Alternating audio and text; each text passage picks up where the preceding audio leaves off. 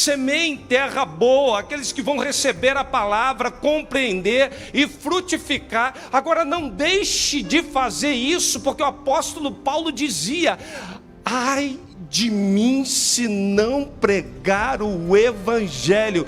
Mas a igreja vem, recebe a semente, recebe a palavra e não frutifica.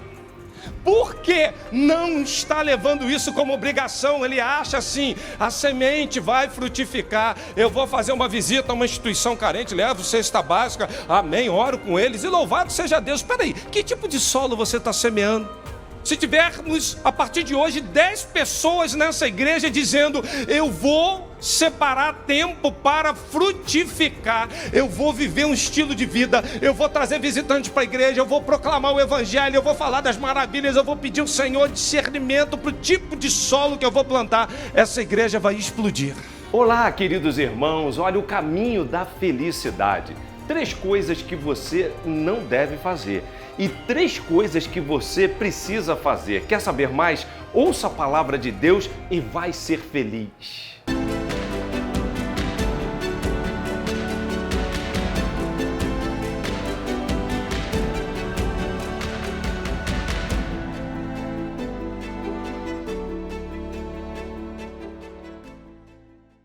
Diz assim: como é feliz aquele que não segue o conselho do ímpio, não imita a conduta dos pecadores, nem se assenta na roda dos zombadores. Ao contrário, sua satisfação está na lei do Senhor, e nesta lei medita dia e noite.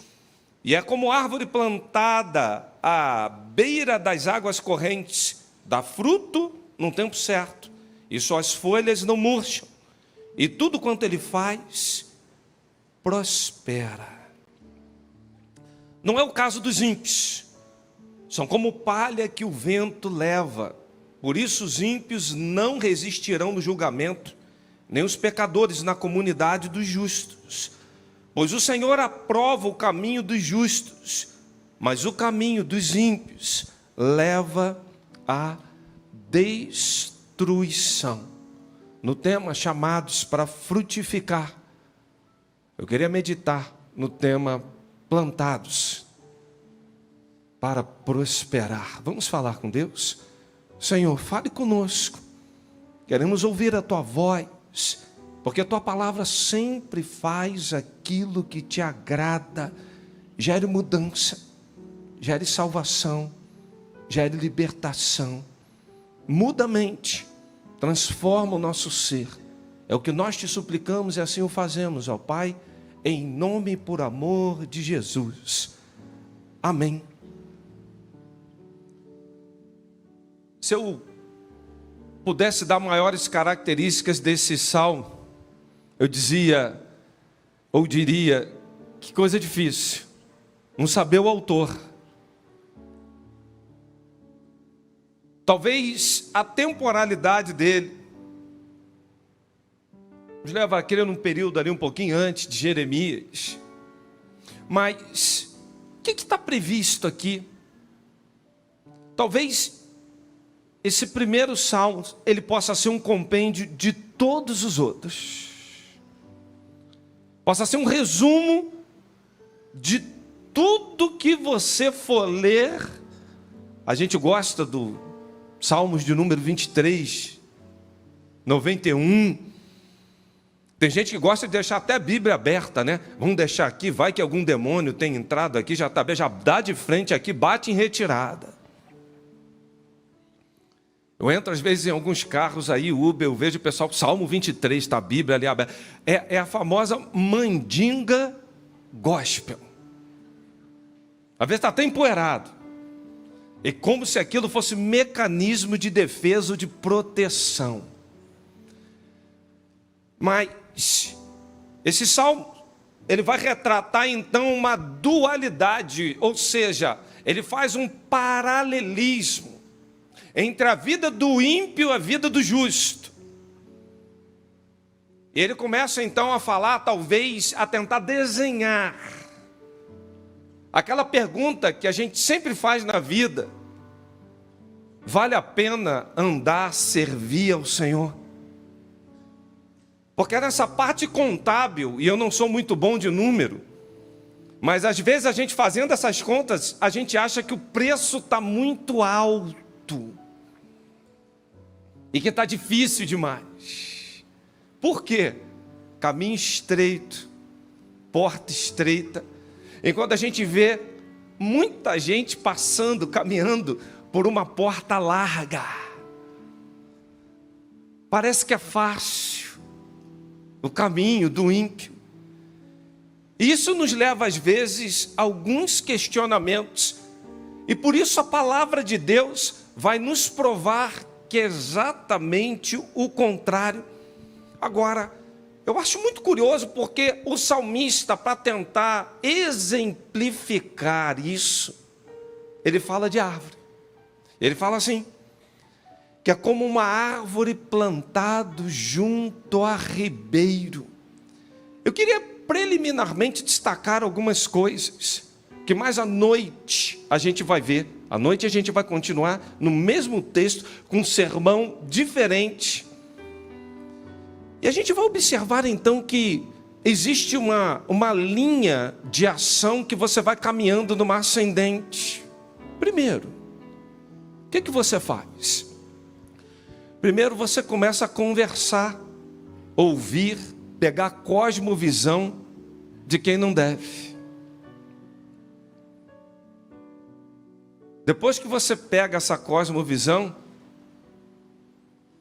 você começa então a estar caminhando para você parar em lugar que você não deve.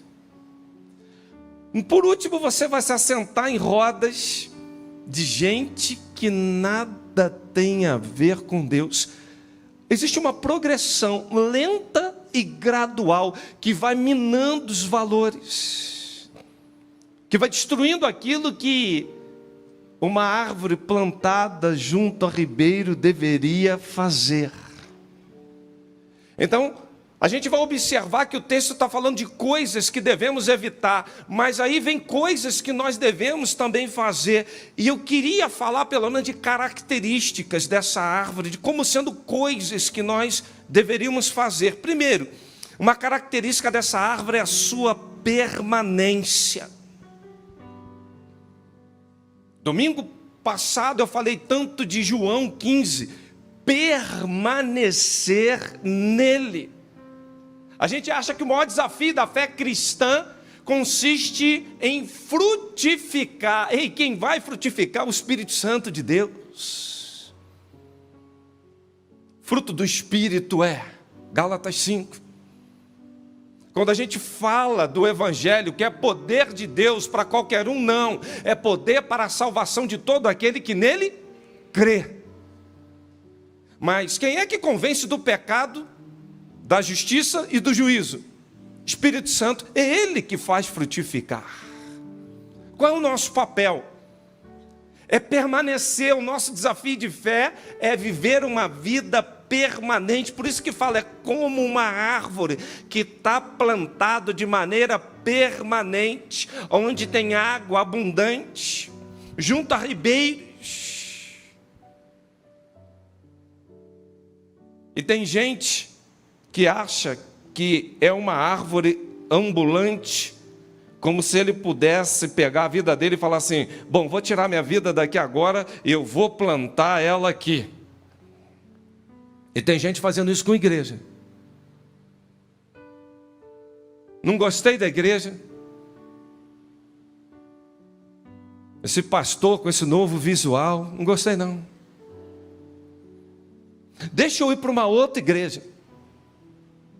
Aí vai lá, planta na outra igreja. Daqui a pouco está numa outra igreja. Pastor, o senhor está querendo dizer que crente está numa igreja só e deve permanecer ali? Não, irmão, o que eu estou querendo dizer é que você deve permanecer aonde Deus te plantar. E não aonde o seu nariz aponta, onde você acha que deve permanecer. Porque é como árvore plantada junto a ribeiro. E a gente acha que a gente tem um poder de plantar a nós mesmos, mas nós não temos.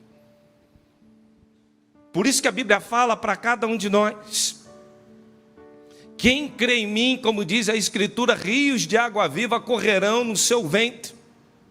Rio puro, água viva, cristalina. É o permanecer que vai fazer a gente estar plantado no lugar certo. E o texto compara os cedros do jardim de Deus. E essa região, irmãos, é uma região muito difícil para se plantar qualquer coisa. Você vai, por exemplo, para Israel, e quem estiver conosco aí na caravana vai observar isso. Você chega num lugar assim, longínquo. Não tem nenhuma fonte de água, coisa como... Você vai ver uma mangueirinha que está associada àquela árvore, que ela tem um dispositivo que vai gotejando para ir irrigando e dando a quantidade suficiente para essa planta crescer. A água sempre foi um drama nesse lugar. Você olha para todo o Oriente Médio, você vai perceber um drama com essa questão de água. Tive ano passado no Egito, falaram assim: pastor, quando for escovar os dentes, vou lhe dar um conselho, pegue água mineral e faça um bochecho. Eu falei: que isso, irmão? É sério? O drama da água. E eu, como sou obediente, segui todos os conselhos. Tem um lugar que a gente vai, chamada Fortaleza de Massada. Fica aproximadamente 60 quilômetros de Jerusalém. Me chama a atenção que ali é um símbolo da resistência judaica. Eles não se renderiam a outros povos. E é uma parte assim muito alta, parece um platô, onde uma comunidade vivia ali. E como é que eles sobreviviam, tantas famílias ali, se ali não tinha água? Como é que era aquilo? Mas se você quer saber mais, vá conosco para Jerusalém, você vai entender o restante da história. Ah, pastor, não faça isso comigo não. Eu faço, irmãos. Você olha por todas as construções, o problema é reter água, formar galerias pluviais. Que dificuldade aquela terra sempre viveu com água. E quando a gente olha para a nossa vida, meus irmãos, a gente vive sedento por tantas coisas. Tem gente nessa manhã que está com sede por uma cirurgia bem sucedida, que está com sede de uma porta de emprego. Tem gente que está com sede para ver a família restaurada. Tem gente que está com sede para ver um filho que se desviou sendo alcançado pelo poder de Deus. Mas infelizmente a vida do ímpio tem gente também com sede de justiça, com sede de vingança. Há tanta gente com sede, e o permanecer como essa árvore plantada junto a ribeiro, é o que vai fazer irrigar a tua vida, pois após a experiência de conversão, você entra num processo, ou você permanece nele, ou você vai se desvinculando dele. E a gente não entende, porque a gente percebe que estar envolvidos com pessoas que são espirituais, frequentar uma igreja, participar de uma escola bíblica dominical, nos leva a crer piamente que nós estamos permanecendo nele. Mas a permanência aqui é muito além disso, irmãos. Essa permanência deve nos levar a sugar diariamente nutrientes que vêm da parte de Deus, que sustenta a nossa vida espiritual num todo. E o envolvimento com as coisas de Deus nos leva a crer que estamos permanecendo, mas não é o que vai fazer você permanecer, o envolvimento com Deus das coisas. Porque as coisas de Deus são consequência e não a causa. Nós estamos invertendo. A gente dizima. Vamos fazer uma grande obra na igreja, pastor, estou até contribuindo. Estou permanecendo nele, mas na nossa vida diária, não tem mais a presença dele, a gente está morrendo. O desafio de fé é a gente não fazer pequenas concessões, é andar num conselho que não deve, até porque as más conversações corrompem.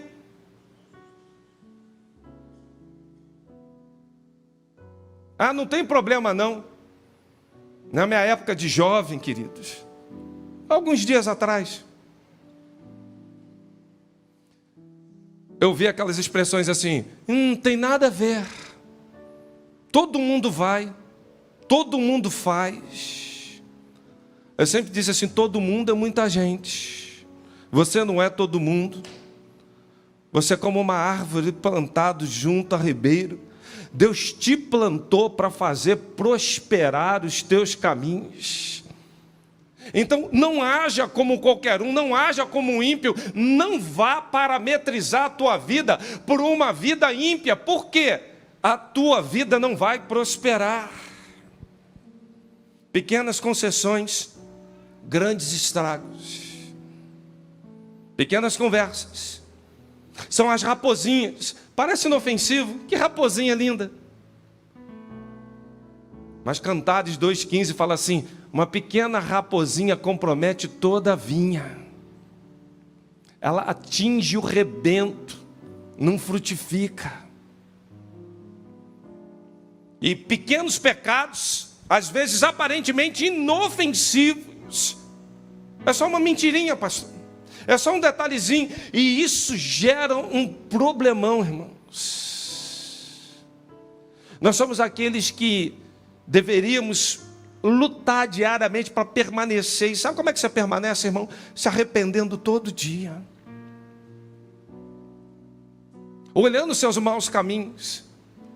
Eu estava chegando na igreja de manhã aqui, agora eu estava ouvindo alguns assim, né? Meu Deus, mas que sufoco é esse? Que calor é esse?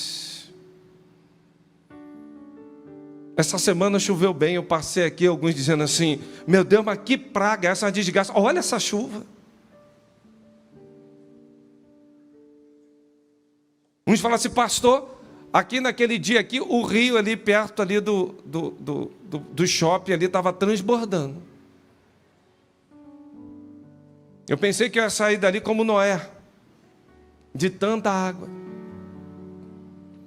Mas o permanecer nele, o insistir em estar fincado nele, é para você não se distrair com as coisas da vida e perceber que a sua localização é importantíssimo para o tipo de solo que você está sendo plantado. Não despreze o solo.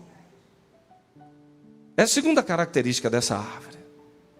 Porque tem gente falando assim, o evangelho é poder, não é? É, para aquele que crê, porque quem não crê, não tem poder nenhum. A gente diz assim, eu vou proclamar a palavra de Deus, eu vou falar do evangelho, eu vou anunciar as boas novas, eu vou fazer algo que agrade ao Senhor, sabe por quê? Essa semente é excelente, a palavra de Deus não volta vazia. É verdade. Agora, loucura é pegar uma boa semente e lançar num solo ruim. Não vai dar certo, irmão. Não vai dar certo. Pega uva, morango, cereja. Vai plantar lá no sertão do Nordeste para você ver o que vai acontecer. Vai dar certo? Não vai dar certo, irmão. Mas a semente é boa, mas não vai frutificar.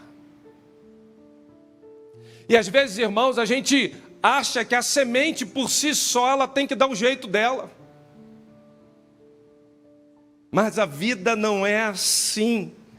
Considerar a semente, desconsiderar o terreno é um grande erro que a igreja vem cometendo no decorrer do tempo.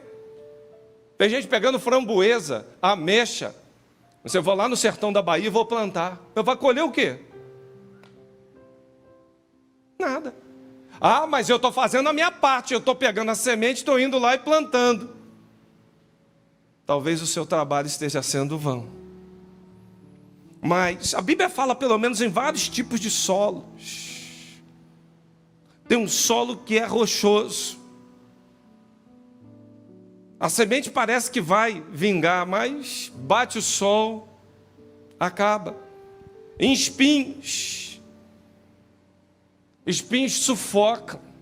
Você vê que você tem lugares que você vai pregar a palavra, proclamar. Parece que a semente está surgindo, mas logo depois vem espinho, sufoca, rouba, acaba. Às vezes você larga a semente na beira do caminho. E desvia. Às vezes, irmãos, no término do culto, eu estou aqui atendendo uma pessoa. Outro dia aconteceu isso. Outro dia veio uma menina visitar a gente aqui. Ela estava num drama de uma gravidez, um momento muito delicado da vida dela, veio aqui com vários filhos, com o marido, precisando dar uma palavra, a gente vai falar uma palavra, aí chega alguém assim no término do culto, sabe, que não está percebendo o solo, a semente, o que está sendo feito aqui. Pastor, acabou tudo, irmão.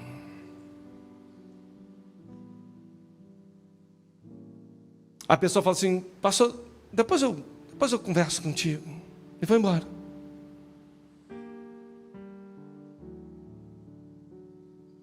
Considerar a semente, desconsiderar o solo, talvez seja um dos maiores erros que a igreja tem praticado nos dias atuais, e nós como igreja temos feito isso. A gente pega a semente, ela é poderosa, mas a gente joga em qualquer terra, não vai frutificar, meu irmão. Não é assim que funciona. A igreja precisa ser relevante na sua localidade. O texto da palavra de Deus fala, se você for levando a preciosa semente, andando e chorando, vai voltar sem dúvida com seus feixes. Salmo 126. Mas essa semente precisa ser lançada num solo que vai produzir, que vai frutificar. Porque quando você entra numa cidade, proclama a palavra e as pessoas não te dão ouvido, a palavra de Deus diz assim, continue insistindo até que te ouçam, é isso? Não? Então por que a gente insiste? Eu estou proclamando o evangelho numa terra que há tempo, pastor, ninguém deu ouvidos. Tem profeta que já dizia, quem deu ouvidos à nossa pregação? Então, pastor, é para abandonar, largar de lado? Não. O judeu vivia uma coisa impressionante. Quando havia o desprezo, o judeu fazia aquele gesto, né? Sacode a poeira. Para assim, eu vim aqui e anunciei, cumprindo o que está em Ezequiel, Deus não vai requerer o sangue inocente das minhas mãos, não, porque o meu papel foi proclamar. Se você não quer ouvir, não quer se decidir, agora é um problema seu com Deus. Eu já fiz o que tinha que ser feito. Semeie em terra boa, aqueles que vão receber a palavra, compreender e frutificar. Agora não deixe de fazer isso, porque o apóstolo Paulo dizia, ai de mim se não pregar o evangelho. A mim foi facultado se eu posso pregar ou não. O apóstolo Paulo dizia assim? Não. O apóstolo Paulo dizia assim, hoje quando eu sair da faculdade, eu vou ver se eu tenho um tempinho para pregar o evangelho. Hoje quando eu sair da igreja lá, que eu vou lá, sabe, fazer um ensaio para a cantata que vai ter na Páscoa, eu vou ver se eu prego o evangelho para alguém. Se der tempo eu prego. Tem um projeto aí chamado Torres de Oração, que é separar 1 hora por semana para me disponibilizar a pregar orar, por qualquer pessoa no meu condomínio. Mas eu não tenho essa hora para pregar. Quando der 1 horinha, eu vou lá e oro. Por quê? Eu posso fazer isso ou não, eu decido. Mas eu não tenho tempo, porque eu trabalho, eu estudo, eu tenho que pagar minhas contas, eu tenho que trocar o carro, eu tenho que me formar no meu mestrado, eu tenho que ser PhD, eu tenho que... E aí a G1 fala assim, semeais muito, colhei pouco. Vocês comem, mas não se fartam. Se vestem, mas não aquecem. E o salário, quando vocês trazem para botá-lo num saco, maior furada. Por quê? Porque a minha casa está vazia, diz o Senhor dos exércitos. O apóstolo Paulo dizia: a mim foi-me imposta esta obrigação. Obrigação é dever. Mas a igreja vem, recebe a semente, recebe a palavra e não frutifica. Por que não está levando isso como obrigação? Ele acha assim: a semente vai frutificar, eu vou fazer uma visita a uma instituição carente, levo cesta básica, amém, oro com eles, e louvado seja Deus. Espera aí, que tipo de solo você está semeando? Está frutificando o quê? Até a teologia da libertação, que é só para pregar para pobre. Bota ali tudo bonitinho ali, né? É aquele famoso considerar a pessoa não só no espírito, mas necessidades físicas. Mas não tem um evangelho que atinge uma classe média, uma classe que tenha mais recursos. Não tem. É só para pobre. Teologia da libertação. Dá uma sensação que a gente vai frutificar, que a coisa vai acontecer. Ide por todo mundo pregar o evangelho a toda criatura. Quantas criaturas você passou essa semana? Por quantas? Quantas oportunidades? Quantos solos férteis? Agora, é só falar? Não, irmãos, é viver. É partilhar. Se tivermos, a partir de hoje, 10 pessoas nessa igreja dizendo: eu vou separar tempo para frutificar, eu vou viver um estilo de vida, eu vou trazer visitantes para a igreja, eu vou proclamar o evangelho, eu vou falar das maravilhas, eu vou pedir ao Senhor discernimento para o tipo de solo que eu vou plantar, essa igreja vai explodir. Agora, a gente gosta de vir aqui, ouvir uma palavra boa, palatável, bacana, mas não frutifica. Porque amanhã, segunda-feira, eu tenho vários compromissos. Amanhã eu tenho uma agenda lotada, e acho que não vai dar tempo para essas coisas aí, não. Sabe por quê? Porque a gente só considera a semente, não considera o solo. Quem tem a vida próspera, pega a semente e não lança em qualquer lugar. Ele sabe, na direção do Espírito Santo, aonde vai prosperar. Eu fico olhando, irmãos, talvez, eu nunca ouvi falar numa história de um missionário com 100% de êxito na sua missão. 100% de êxito. Você já ouviu falar? Lê a Bíblia, que você vai ver o fujão. Vá lá. Ele diz assim: não, eu vou para cá. Vai lá, lá é que eu te enviei. Não, mas eu quero ir para cá. Alguém sabe o nome dele? Esse aí. Nínive e Tarsis. Ele sabia que na direção de Deus ia frutificar. O problema é que ele ia para lá dizer assim: arrependei-vos que vai vir ruína e desgraça que Deus tinha mandado. E ele sabia que Deus teria compaixão daquele povo. Ele se achava, ou achava que ia fazer um papel de bobo. Bobo era ele pensar isso. Ele vai lá e anuncia: ó, vai vir ruína, desgraça. Vocês não se alinhem com Deus não, que vocês vão ver só uma coisa. E o povo se converteu, 100%. E quem fica triste, irmão? O Jonas. Que tristeza, Deus, se converteu todo mundo. Que tristeza, Deus. Sabe por quê? Na cabeça dele, a frutificação dependia dele, solo, ele que definia, ele não definia nada, ele era um instrumento nas mãos do Senhor. E tem muita gente dentro da igreja pensando e vivendo isso: depende de mim, depende o que eu faço. O Senhor te deu o poder de anunciar, e ai de mim, de você, se não fizermos isso. Eu queria já partir para uns finalmente, falar mais uma coisa para você, para a tua vida realmente frutificar. Perceba a condição da tua árvore. As folhas não murcham, dão fruto na estação própria. Isso não foi uma árvore que brotou naturalmente, não, ela foi plantada.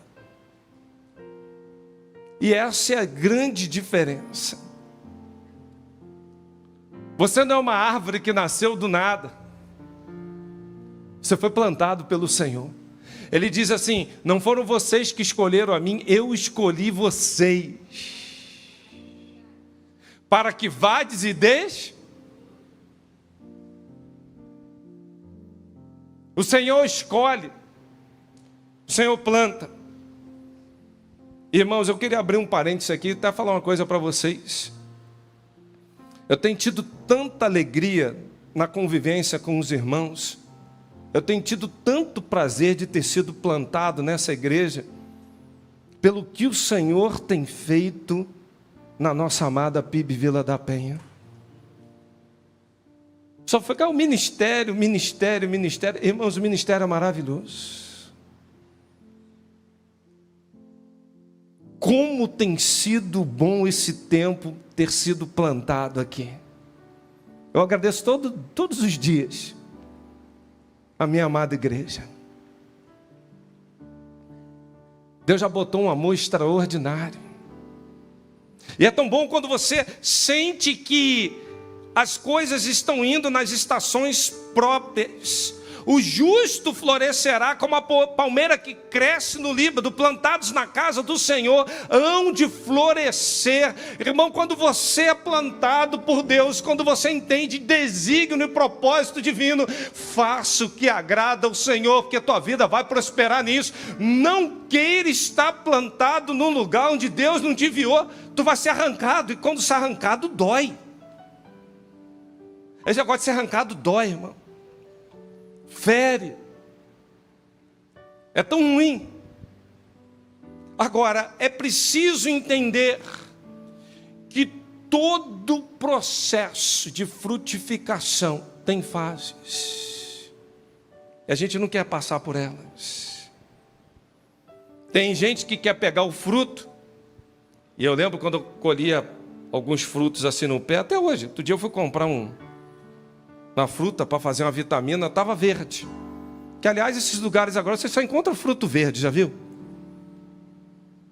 Tudo verde, né? A gente vai procurar um abacate, uma banana para fazer aquele banoffee, Márcia. Difícil achar tudo verde. Aí eu lembro dos antigos que enrolavam assim jornal, botava dentro do forno. Você já fez muito isso, né? Para poder amadurecer o mais rápido possível. Porque você olha para o fruto e diz assim: miserável, por que você não está pronto agora para ser degustado? E tem gente que vai lá todo dia olhar. Todo dia. Irmãos, como o fruto é algo esperado, é algo que a gente não entende, que o Senhor dá crescimento, o Senhor que vai fazer prosperar, o Senhor faz tudo no tempo certo. Deus tem um tempo determinado para todas as coisas, Eclesiastes 3. E tem gente que quer comer o fruto porque o outro está comendo. Ah lá, ele está comendo abacate, eu quero abacate também. Mas na tua dieta espiritual não é tempo de abacate, é tempo de banana. Vou traduzir melhor. O outro começou a namorar, eu quero namorar também. Quem disse que é tempo disso? Mas tem a minha idade, está namorando. Meu irmão, vai comer banana, vai criar sustância.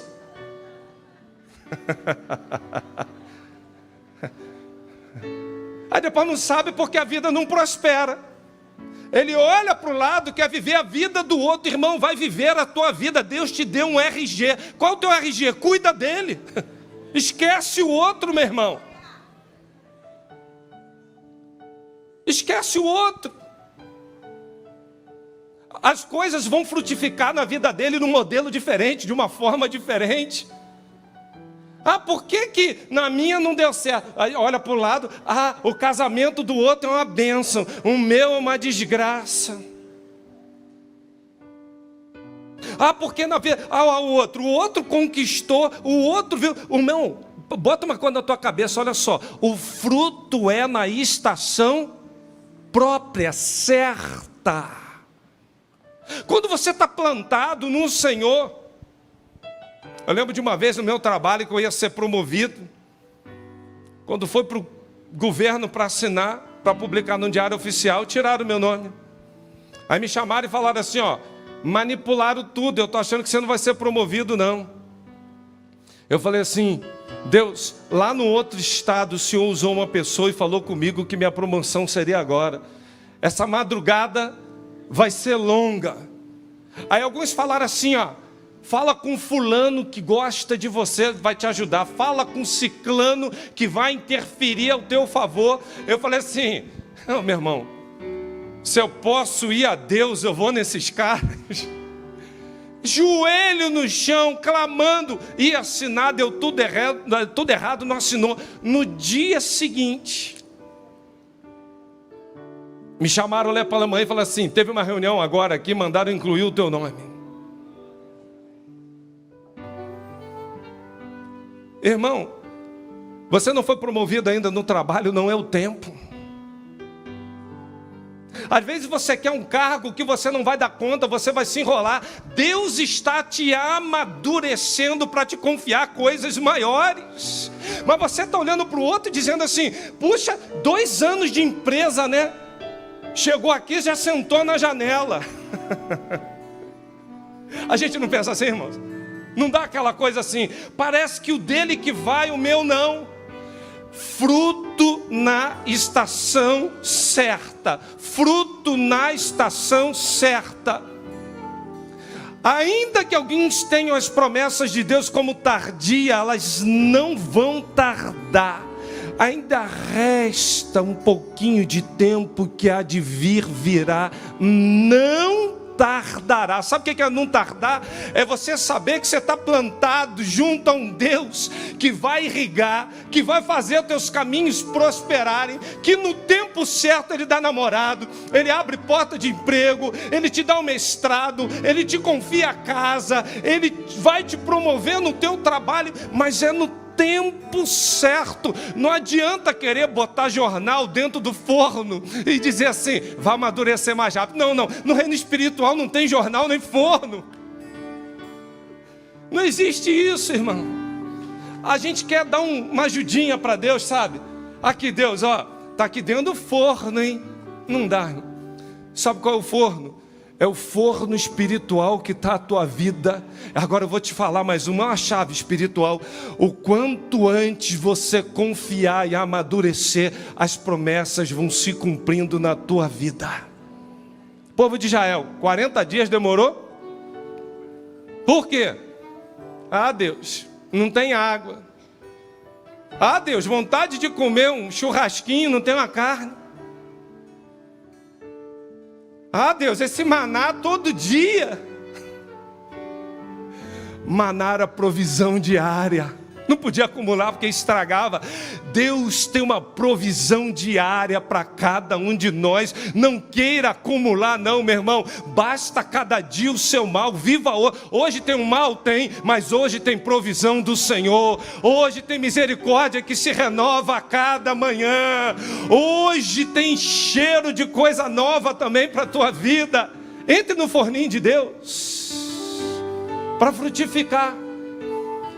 Eu quero concluir esse sermão falando uma coisa para você. A estação está correta. Não adianta querer pegar trem em estação de barca. Não adianta ir para uma rodoviária e querer pegar um avião. Fique na estação correta, meu irmão. Senão você cai do bonde. Quantos estão entendendo o que eu estou falando aqui no reino espiritual? Tem gente que está na estação de trem querendo pegar um avião. Sai da estação do trem, meu irmão. Ainda vai cantando, sabe, irmão? Se eu perder esse trem que sai agora às 11 horas, só amanhã de manhã. Desesperado para pegar o trem. Mas Deus falou assim, é lá no aeroporto, tu está na estação errada. Tua vida precisa frutificar. Você precisa fazer um curso que agrada ao Senhor. Você precisa comprar algo para a glória do Senhor. Você precisa exercitar trabalho, sim, que glorifique o nome do Senhor. Porque o texto fala, feliz será muito feliz será. E o conceito de felicidade perpassa, sim, para você entender as estações certas na sua vida. Amém, irmão? Eu quero concluir falando uma coisa para você. A Bíblia é muito clara quando vai falando dessas estações, vem falando da figueira, do que não produz, mas eu quero terminar dizendo uma coisa para você. O texto diz assim: e tudo quanto faz, prosperará. Há um conceito de vida na integralidade com o Senhor. A vida de piedade gera prosperidade, e isso vai transmitir felicidade. Agora, qual é a verdadeira prosperidade? Qual é o teu conceito de prosperidade? Eu olho assim e falo, quando a pessoa tem um poder aquisitivo bom, fulano é próspero. Irmãos, eu conheço gente, conheço e convivo com gente que sai daqui para Portugal para tomar um vinho e volta no voo depois, assim logo mais. Conheço. Teve um desses uma vez que me chamou para o almoço, começou 1h, terminou 9h. Ele falou assim: eu não sei o que eu vim fazer aqui no Rio de Janeiro, mas amanhã minha secretária vai te ligar. A secretária me ligou no dia seguinte e falou assim: ó, o fulano falou que é para pagar um negócio para sua família, o senhor vai para os Estados Unidos, o senhor vai ficar no resort lá, o senhor vai ter passagem aérea, o senhor vai ter carro, o senhor vai ter tudo. Meline está aqui, usufruiu disso aí tudinho. Ele falou assim: eu não sei porquê, mas me deu a vontade de fazer isso por você, pela tua família. Eu falei assim: eu sei. Porque eu fechei loja, fechei um monte de coisa que eu tinha. Eu falei: agora eu não tenho dinheiro mais para viajar não, que eu estou trabalhando e servindo ao Senhor. Aí ela chegou no final do ano e falou assim: esse ano nem ali deu para a gente viajar. O Senhor surpreendeu a gente com uma viagem do céu. Quase o ano fechando, tudo pago. Irmãos, o 0800 tem um sabor diferente, ou não é? Não, fala a verdade, isso não é maravilhoso, irmãos? Quando a comida é 0800, você come até de uma forma mais entusiasmada. Frutifica. Agora, qual é o teu conceito de prosperidade? Está ligado às coisas dessa terra? Porque esse mesmo homem, talvez ele seja tão infeliz tendo tanto, enquanto que tem gente que tem tão pouco, mas é profundamente infeliz. Eu lembro de um casal na PIB de Campo Grande dizendo: pastor, nós estamos morando numa casinha, mas é tão aquela telha de amianto, e a gente não sabia. E olha que coisa, irmãos. Numa noite que choveu tanto na casa deles, eles descobriram que o telhado estava rachado, que tinha uma goteira que pingava em cima da cama. Você já dormiu com uma goteira na sua cama? Pingando. Aí, a esposa falou assim: pastor, mas que alegria, aquele pedacinho que Deus separou para a gente. Sabe por quê? Olha como é que Deus faz tudo perfeito. É no meio da cama, a gente tem que decidir: ou eu pulo para o lado dele, ou ele pula para o meu lado. E a noite é uma bênção. Uma bênção. É festa espiritual. Abra um parênteses e manda um recado espiritual para você que é casado. Não transforme sua cama no altar do sacrifício, transforme sua cama no altar da celebração. Amém, irmãos? Frutifique. Há ricos, pobres e pobres ricos, porque a prosperidade, segundo o Senhor, que é a mais importante, para que tudo quanto a gente faça possa prosperar, é a gente estar ligado na videira. Mas não é a gente viver a teologia da miséria. Para Deus, qualquer coisa. E tem tanta gente entregando qualquer coisa para Deus.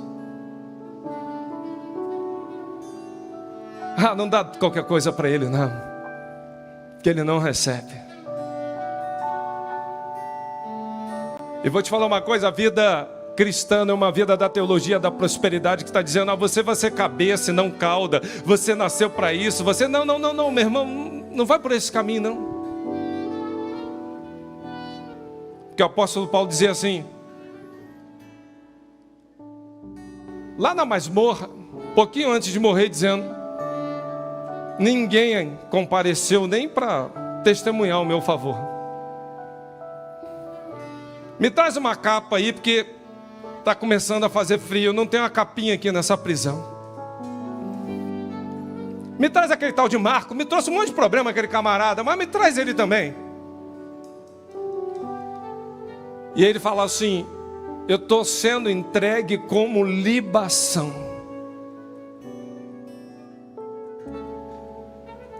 Irmãos, que alegria na vida daquele homem no momento tão difícil. E ele dizia assim, a mim importa pregar o evangelho, com prisões, com açoites, tudo que eu estou passando está aqui a guarda, estou preso, mas eu estou evangelizando, frutificando aqui em toda a guarda romana, o evangelho está crescendo, está frutificando, importa que isso esteja sucedendo. O conceito de prosperidade nosso está furado. O teu crescimento não é um crescimento silvestre. Você não é uma árvore que foi trazida do além ao acaso. Você foi gerado e gerada pelo Senhor, plantado junto a um ribeiro que tem a fonte certa, vai te nutrir da maneira correta. Você não é uma árvore predadora, você não tem que sair por aí tentando antecipar estações. Dependa, espere, confie no Senhor, que Ele vai fazer prosperar todos os seus caminhos.